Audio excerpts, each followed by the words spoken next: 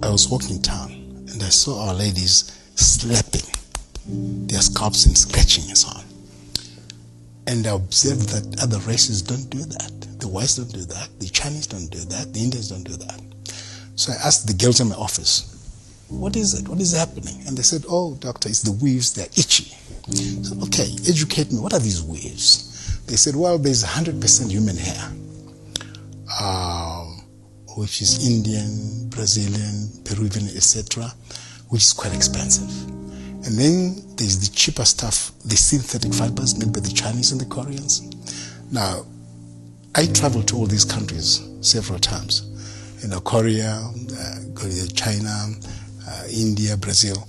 So when I was in India, that's when I discovered that if we are family and we lose a member of the family, all the ladies in the family go to the temple where they worship and they have all their hair shaven off.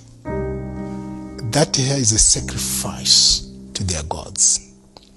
What hit me personally was I saw those homeless, very poor people, their hair was being shaved off. I saw people I thought were sickly, maybe they had TB or something, their hair was being shaven off. Then, I don't know, some people maybe had sores on their scalp because as they were being shaven off, they were bleeding. So I said to myself, what is this?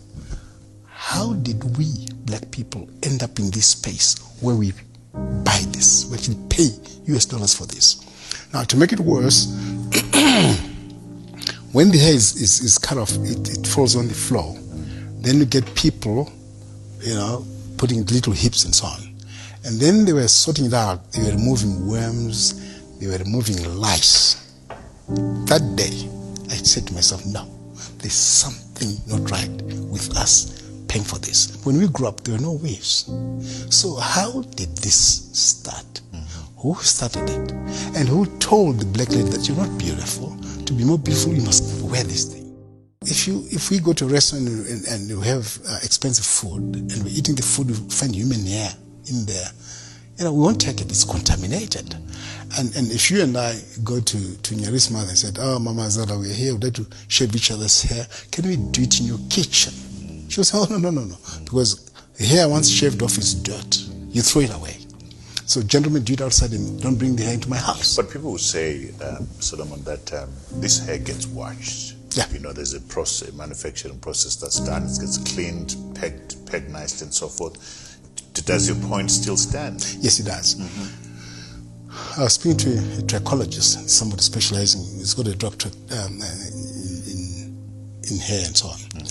Hair does not die. It's alive. Okay. So somebody commits a crime here and they leave a piece of hair. Even 25 years later, we can catch them because of DNA in the hair. And the trichologists tell us that if hair is in touch with another tissue, there is exchange of genetic material. People don't know this. Which means people who are gluing the hair or whatever, stitching whatever, there's exchange of genetic material. They don't know what they're getting. It may not show in that individual, but in grandchildren, great-grandchildren. Trevor, there are three sources of this hair: live people, dead people, and of course these fibers. Just before burial, the hair is shaved off. Then they immediately get buried. They showed me a warehouse, huge warehouse, full of that hair, from here to over there. And he said to them, gentlemen, what are you doing with all this hair of people who've just been buried? And he said, oh, black people. Black people love this hair. If you ask ladies with the expensive hair, the natural hair, if you say to them, is this hair from a dead person or a live person? They don't know. Now, this hair, it will fall off in here, in the bathroom, in the kitchen, and so on. This dead people's hair, we don't know what those people died of. We don't know what disease was running in their family. We just buy. What our people don't realize is this: our skin and our hair, they need to breathe. Caucasians, white people, have that kind of hair and that kind of skin because they come from a cold climate, -10, -20 degrees Celsius. There is snow. So that hair and that skin is an adaptation to their habitat, to their environment. So that's why when white people come to this part of the world, because of the sun, they get skin cancers because they don't have pigment. This pigment is worth more than gold. And that is why albinos also get skin cancers, because they have no pigment. That's why people who have applied Ambi also get damage, permanent damage to the skin. So we buy this, weaves or wigs, whatever, and put them on top of our own hair.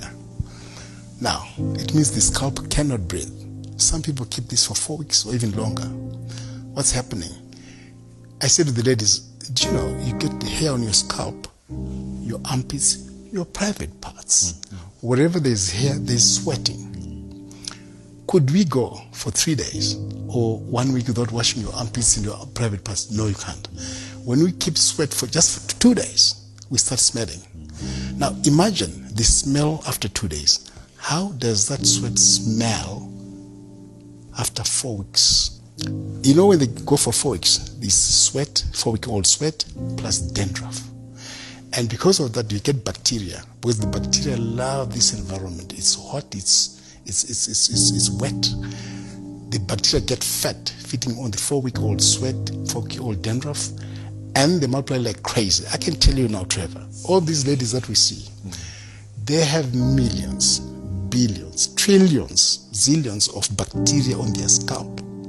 And these bacteria then chew on the scalp, and each time they're doing this, they're touching 4-week-old sweat, dandruff, and bacteria. And they don't wash their hands. Maybe they're in a combi or in a bus, they just carry on, they're touching plates and all this and all that. I find it. I want